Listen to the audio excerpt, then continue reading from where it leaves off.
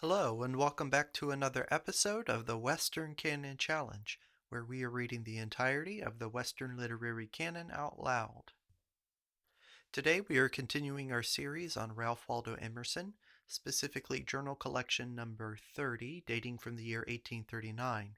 We are up to November 3rd of that year, and with that said, I will read the entry for that date. In Boston, I visited the Gallery of Sculpture and saw the Day and Night of Michelangelo. I find in Michael more abandon than in Milton. Wonderful figure and head of day. The head suggests not only, as when I first saw it in Florence, the sun new risen resting over the brow of the hill, but, when better seen, a whole rough landscape of woods and mountains.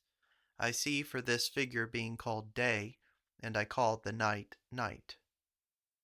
The Jove of Phidias pleases me well. In the afternoon I visited Alcott, and in the evening Ward came to see me, and the next morning again brought me Raphael's designs to show me that Raphael was greater than Angelo, great as Shakespeare. That in making this scale we must be very passive.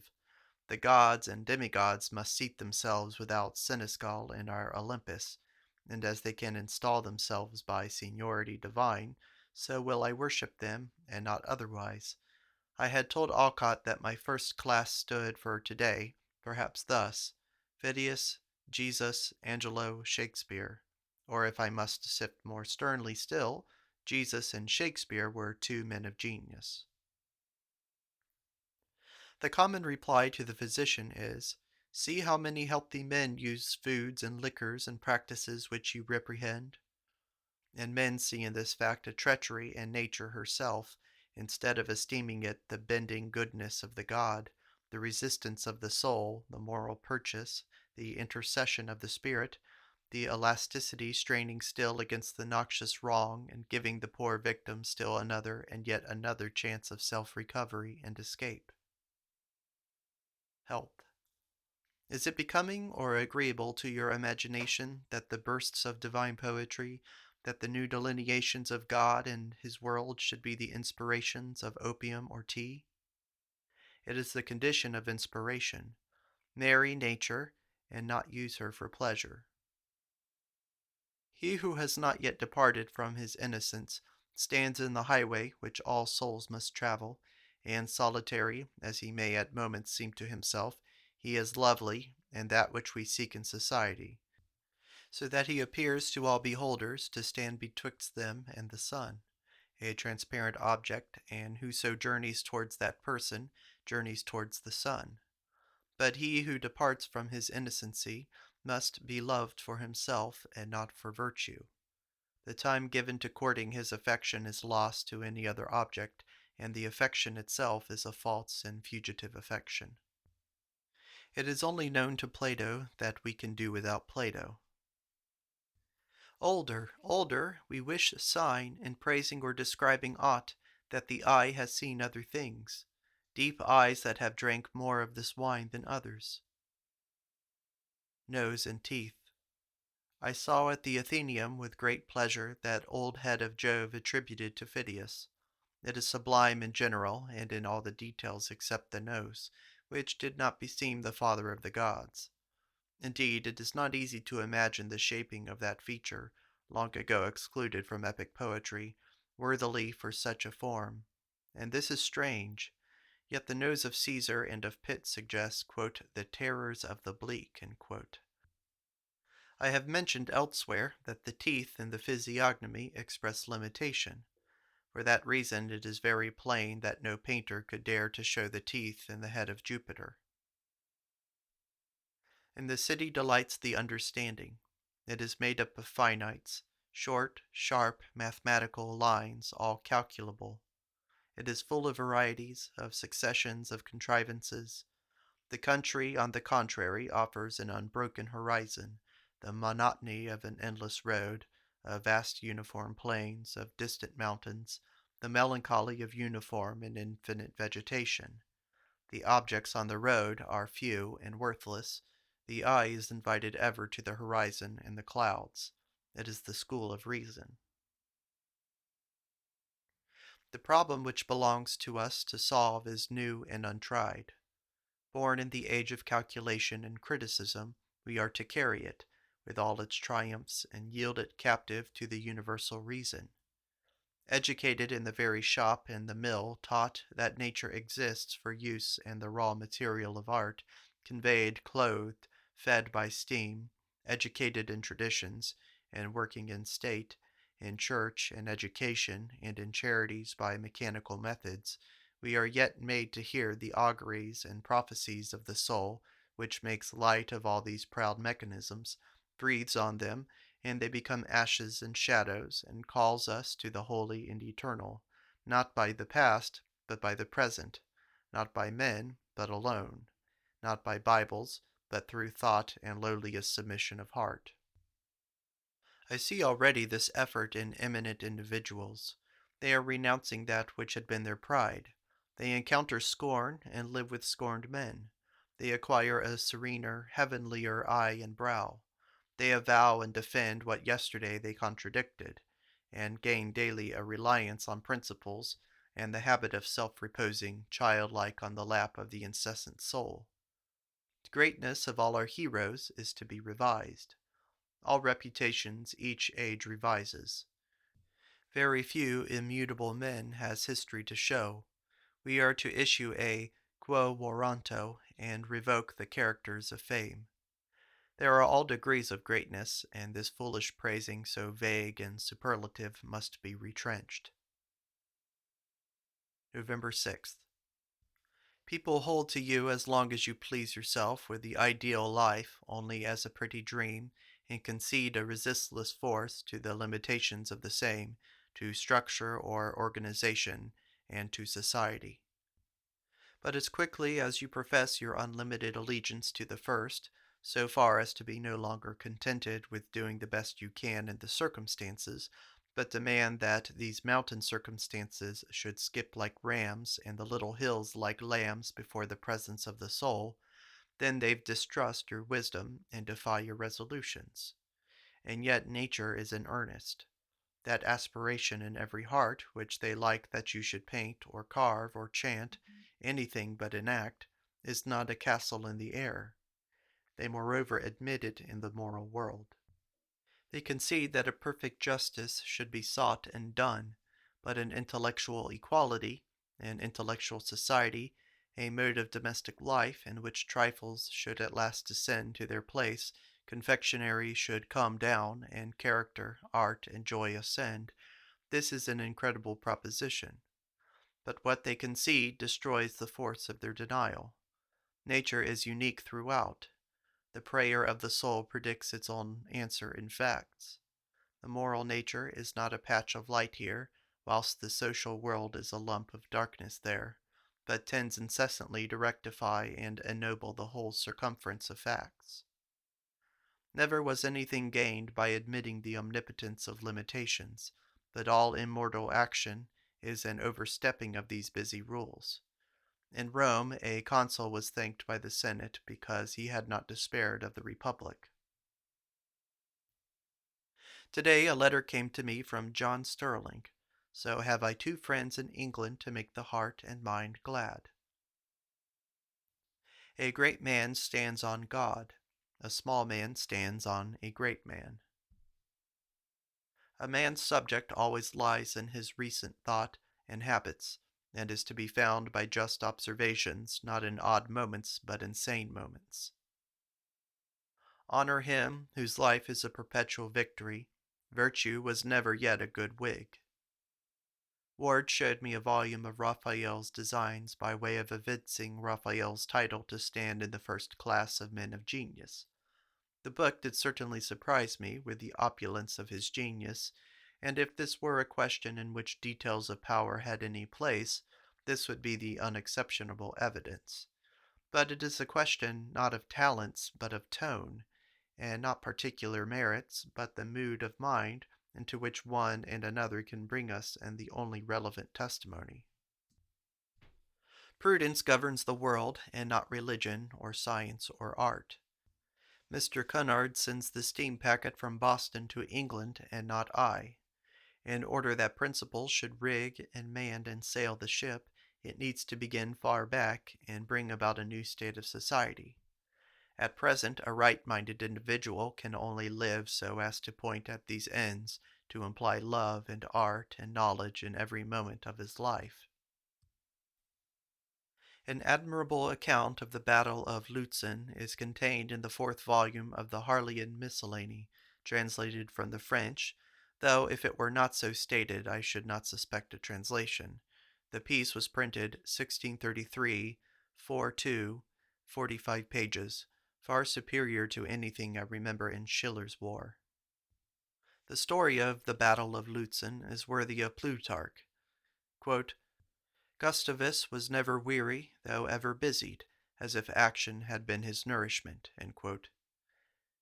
He would often say that he was willing to bear with others infirmities as the phlegm of some and the wine of others, and that therefore reciprocally his choler deserved some support.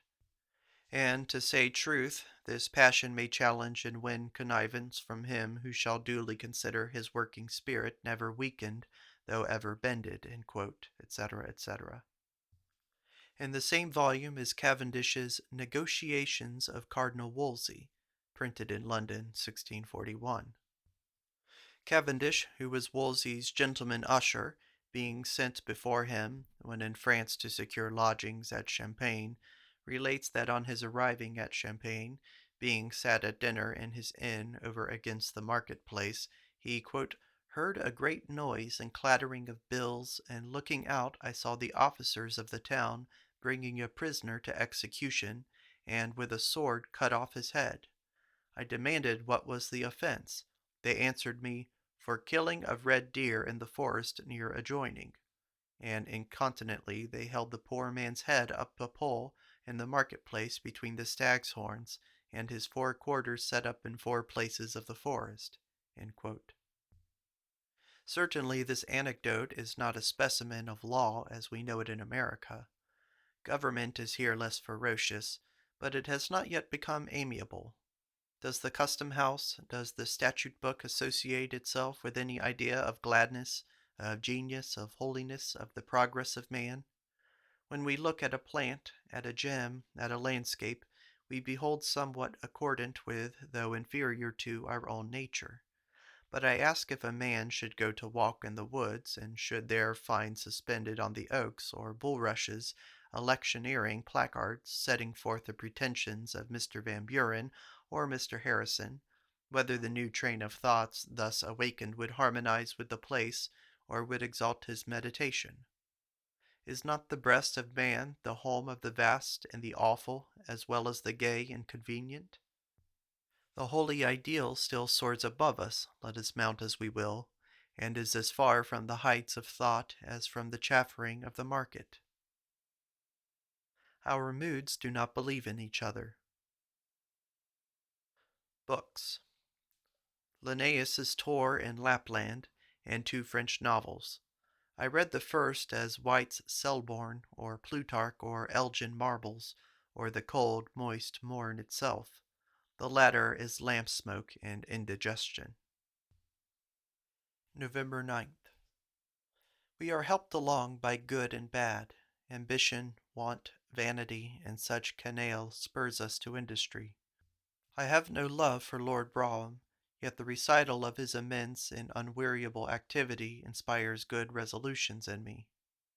So comes ever the question whether our profane mode of educating children, even up to manhood by emulation, is purely noxious. And yet the familiar observation of the universal compensations might suggest the fear that so summary a step of a bad humor was more jeopardous than its continuance. It is driven into the constitution, and has infected the brain and the heart. The same difference is between the revival of religion or the partaking of the Lord's Supper and the life of spiritual obedience. The book that alarms one man, threatening the disorganization of society, is heard of by one of the higher principle with no more emotion than the cheeping of a mouse in the wall. The question between men is, are they still advancing, Or are the seals set to their character, and they now make a merchandise simply of that which they can do? In general, men of genius who know no period are incapable of any perfect exhibition, because, however agreeable it may be to them to act on the public, it is always a secondary matter. They are humble, self-accusing, moody men, whose worship is toward the ideal beauty, which chooses to be courted in sylvan solitudes, in retired libraries, in nocturnal conversations with a few, with one companion, or in silent meditation. Their face is forward, and their heart is in this heaven. By so much are they disqualified for a perfect success in any of the arenas of ambition to which they can give only a divided affection. But the man of talents who has attained and has ceased to advance has every advantage in the controversy. He can give that cool and commanding attention to the thing to be done as shall secure its just performance. Fashionists. Do not be afraid of cold water, nor cold weather, nor cold countenances. Frost is wholesome, and hardens the constitution. There will always be in society certain persons who are very mercuries of its approbation, and so whose glance will at any time determine for the curious their standing in the world. These are the mercuries of the lesser gods. Accept their coldness as a good omen of grace with the loftier deities, and be not so weak as to quarrel with these functionaries. They are clear in their office, nor could they be there and thus formidable to you without their own merits. Our exaggeration of all fine characters arises from the fact that we identify each in turn with the soul. Presently the individual warps and shrinks away, and we accuse him. It is very hard to find an ideal in history. By courtesy we call saints and heroes such, but they are very defective characters. I cannot easily find a man I would be. It is only low merits that can be enumerated. Fear when your friends say to you what you have done well, and say it through. But when they cannot say it, when they stand beside you with uncertain, timid looks of respect and yet half dislike, inclined to suspend their judgment of you for years to come, then you may begin to hope and to trust. November 13th. Do something. It matters little or not at all whether it be in the way of what you call your profession or not, so it be in the plane or coincident with the axis of your character. The reaction is always proportioned to the action, and it is the reaction that we want. Strike the hardest blow you can, and you can always do this by work which is agreeable to your nature. This is economy. Self-culture. In hard times, cultivate yourself, and you cannot lose your labor. A just man, a wise man is always good property. The world cannot do without him, be the fashions or laws or the harvest what they may. But if he seek to suit the times, he miserably fails. Even Plato and Kant can hardly be trusted to write of God. As soon as one sets out to write in the course of his book of the divine mind, the love of system vitiates his perception. He grows a little limitary. The truest account of that idea would be got by an observation and record of the incidental expressions of the most intelligent men when they speak of God quite simply and without any second thought. Hospitality. Who is timid and uneasy and fleeting but the master of the house when his house is full of company? He should be glad that such brave and wise men are happy around his hearth, and he is tormented instead with fantastic supposition. He hates every civil thing that is said to him, as if it implied that their freedom was less than he had wished it. He scorns to treat anyone with particular kindness, as if it were some encroachment on that rude freedom he desires should prevail. It would give him some contentment if they would put his real generosity to the proof by hard knocks and abusive personalities leveled at himself. What a fine sentiment lay under the bold usage of the Romans when they set buffoons and satirists about the triumphing consul to warn and insult him. So they took off his slight delirium and vacillation of success and gave to the day a solid content. Alcott seems to need a pure success. If the men and women whose opinion is fame could see him as he is, and could express heartily as these English correspondents their joy in his genius, I think his genius would be exalted and relieved of some spots with which a sense of injustice and loneliness has shaded it. But no great man will ever drill. None will ever solve the problem of his character according to our preconceived notions or wishes, but only in his own high, unprecedented way. A good sentence, a noble verse which I meet in my reading, are an epoch in my life. From month to month, from year to year, they remain fresh and memorable. Yet when we once in our writing come out and into the free air of thought, we seem to be assured that nothing is easier than to continue this communication at pleasure indefinitely. Up, down, around, the kingdom of thought has no enclosures, but the muse makes us free of her city. Well, the world has a million writers. One would think then that thought would be as familiar as the air and water, and the gifts of each new hour exclude the repetition of those of the last. Yet I remember a beautiful verse for 20 years. November 14th.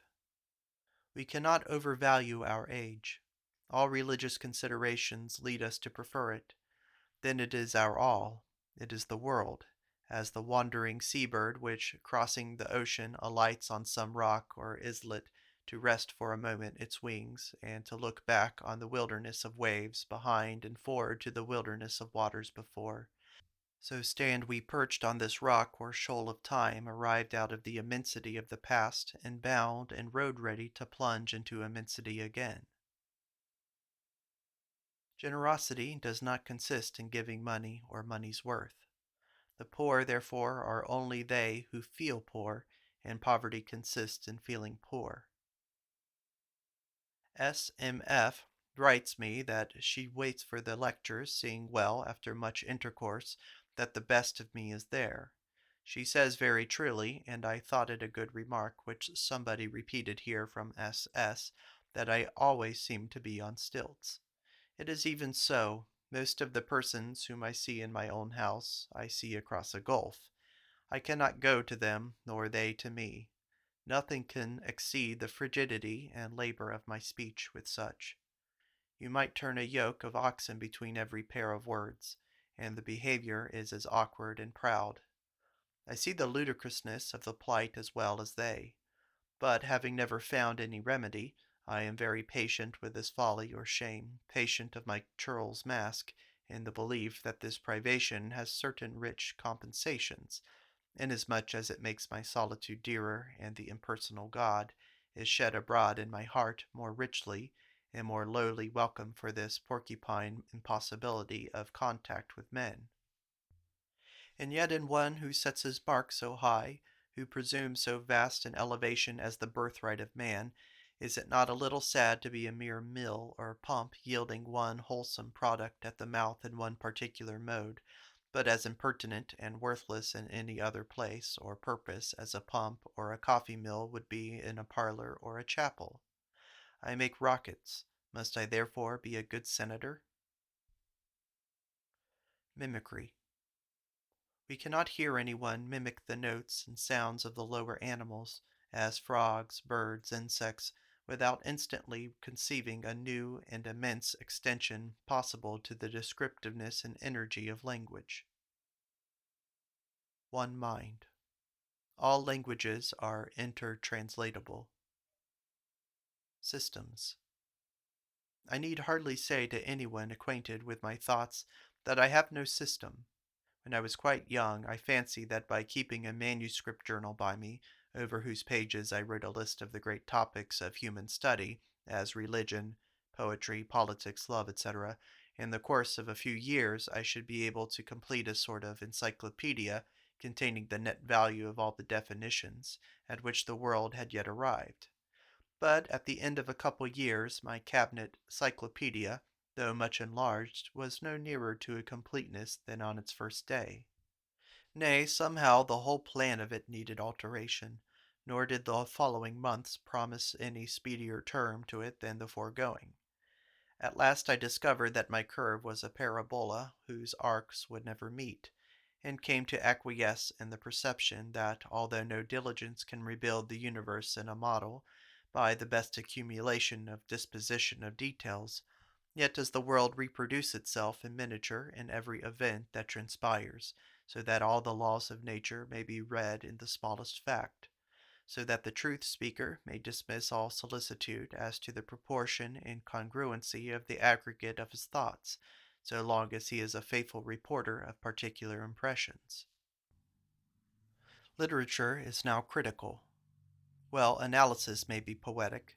People find out they have faces and write physiognomy, skulls and write phrenology, mysteries of volition and supervolition, and explores somnambulism. Chemistry is criticism of an apple and a drop of water in the glassy air, which to our fathers were holes, but which we have resolved. Is not the sublime felt in an analysis as well as in a creation? Nature loves analogies, not repetitions, and those eclectics are doomed to an agreeable surprise who have fancied the Creator so poor in invention that he can produce but 3 or 4 ages or schools of thought, and having run through so short a gamut, must needs repeat the old tune to infinity. Once more, it is not the analyst who is unhappy or who desponds, it is the idler who does not the work of the time, who is not in its spirit, the frivolous and sensual, who have the vices of their class modified, of course, by the character of the era, and so we have frivolity and sensuality with Kant, because the time is decorous, and with a smattering of letters and philosophy, because the time is social and analytic. It is not when I analyze that I am unhappy. That is common to all men, and independent of circumstances, insomuch that the peculiar disadvantages of any time or mode sink into nothing beside it. The real danger of American scholars is not analysis, but sleep, or that they be not scholars. There is a town in which it is said that all the inhabitants are on their backs at 2 p.m. November 15th. We are accustomed to speak of our national union and our Constitution as of somewhat sacred. Individual character and culture are sacred, but these bands are trivial in the comparison. The language of the newspapers will undergo a great change in 50 years.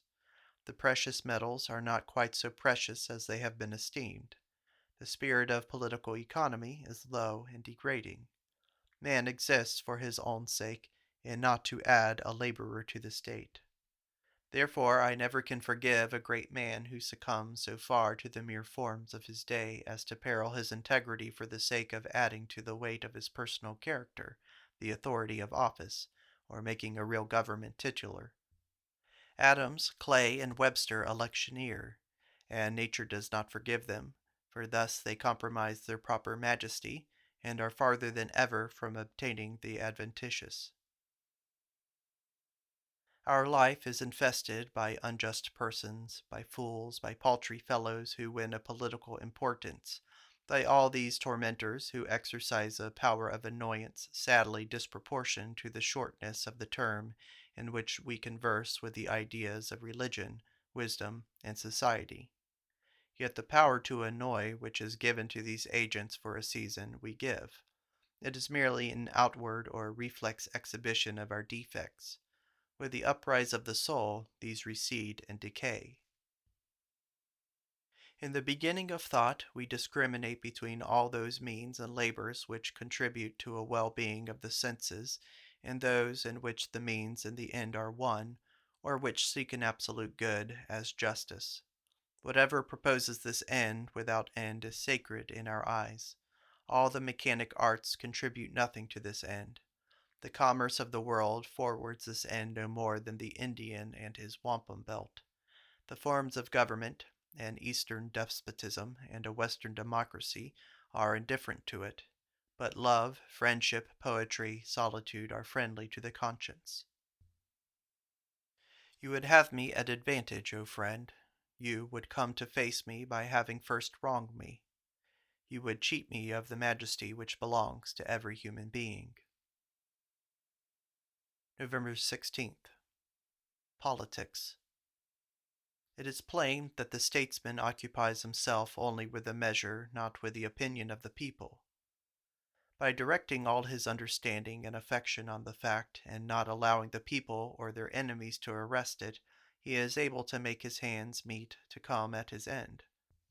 If the people must meddle with what they don't understand, he reprimands them if they would check, he encourages them if they would distrust his movement. Is it not plain, then, that when the eye of the political agent veers too frequently from the measure to the opinion of the people, and in course of time fastens on the opinion mainly, he must lose just so much steadiness of conduct, and therewith so much success? In this country there is no measure attempted for itself by legislators, but the opinion of the people is courted in the first place, and the measures are perfunctorily carried through as secondary. Extra fortunam est quicquid donatur amicis. J. C. Scaliger. November 17th. The Sabbath, that frankincense out of a sacred antiquity. Why should they call me good-natured? I, too, like puss, have a retractile jaw. What just theology is in the proper proverb, every man for himself, and the Lord for us all? Death. And where is he now? Oh, he is dead, poor fellow. That is the sentiment of mankind upon death, that the dead, be he never so wise, able, or contented, is a poor fellow. Men kill themselves, and run the risk of great absurdity, for our faculties fail us here to say what is the amount of this freedom, this only door left open in all the padlocked secrets of nature, this main entry and royal staircase admitting apparently to the presence chamber, yet so designedly it seems left wide. It may be that he who sheaths his knife in his own heart does an act of grand issues, and it may be a preposterous one. I think I would not try it until I had first satisfied myself that I did not balk and fool myself. The question is whether it is the way out or the way in. Board. LCB went to board in the country and complained that she got bad hair, bad light, bad water, bad fire, bad sound, bad food, and bad company. The house shook with rats and mice, smelt of onions, the oil in the lamp would not burn, the water was foul, the wood on the fire was soggy, and made no flame, the children stunned her, the table was poverty itself, and the people vulgar and knavish, and when she walked abroad, she could not draw the bolt. I advised her to publish her adventures under the name of Bad Board or the Baroness Trenck. Homerides. It is strange how hard we find it to conceive of the organization of any other ideas than those under which we live. We do not see that what we call church, state, school are only ideas embodied which have succeeded to other ideas and must give place hereafter to new. A new thought will orb itself in a moment. Our savants cannot believe that the Greek bards should be able to carry in the memory several thousand lines, as the Iliad and the Odyssey. For we have no need of such memories. As little could one of these minstrels conceive of the faculty of one of the Whitewell and Bond's clerks, who, I have heard, can add up 5 columns of figures by one numeration instead of 5. Mr. Chase, a clerk of Waterston, Pray and Company, will with a ruler add up any number of columns, 3, 4, or 5 figures at one ascent of the column. Temperance. Who argues so sourly for beef and mutton against the man of herbs and grains? The fat and ready eater who hath just wiped his lips from the feeding on a sirloin whose blood is spouting in his veins, and whose strength kindles that evil fire in his eye. It is not then the voice of man that I hear, but it is the beef and brandy that roar and rail for beef and brandy. But shall these play the judge in their own cause? The Bible. The transcendent, I have said, is economy also. Literary accomplishments, skill in grammar, logic, and rhetoric, can never countervail the want of things that demand voice. Literature is but a poor trick when it busies itself to make words pass for things. The most original book in the world is the Bible. This old collection of the ejaculations of love and dread, of the supreme desires and contritions of men, proceeding out of the region of the grand and eternal, by whatsoever different mouth spoken, and through a wide extent of times and countries, seems the alphabet of the nations, and all posterior literature, either the chronicle of facts under very inferior ideas, or, when it rises to sentiment, the combinations, analogies, or degradations of this.